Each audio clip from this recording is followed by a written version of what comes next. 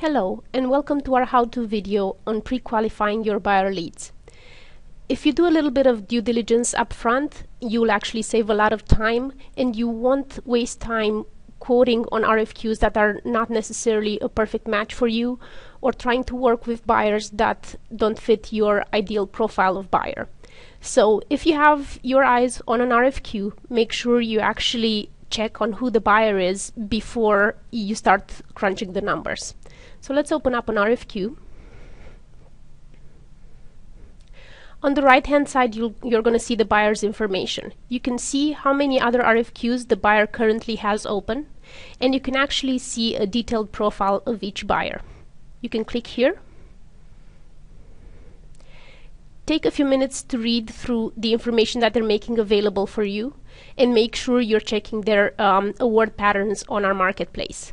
The geographic award pattern will tell you if the buyer tends to award his RFQs mostly to the US or overseas, and the price award pattern will tell you how price sensitive that buyer is. For each RFQ that the buyer awarded through the marketplace, a little dot will show up here on this graph.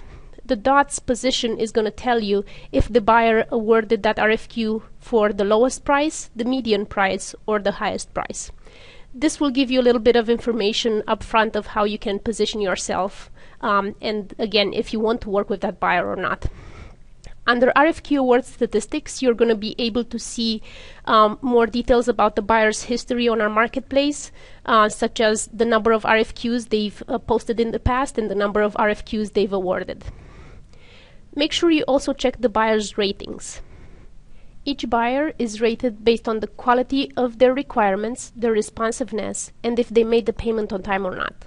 You can also see the exact detailed comments of other suppliers that have worked with this buyer. So take your time, look through their ratings, and at any time when you're either in the ratings tab or in the buyer's profile, you can go up here at the top or all the way at the bottom, and you can choose to have the buyer blacklisted if you don't like them or added to a hot list. If you blacklist the buyer, you will never receive an RFQ from that buyer again.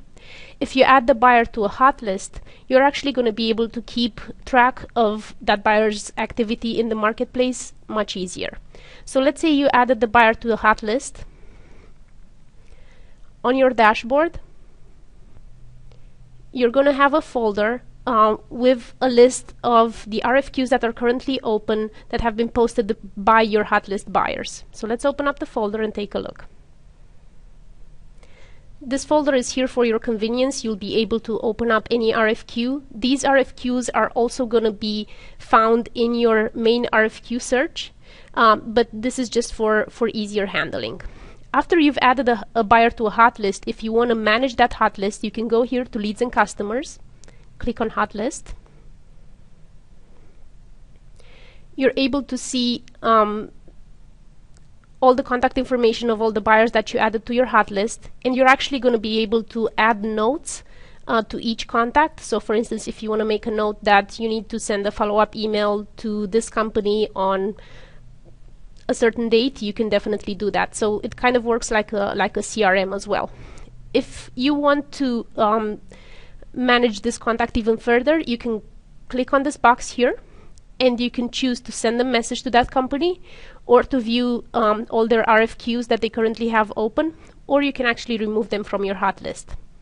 That's it. It should be pretty easy.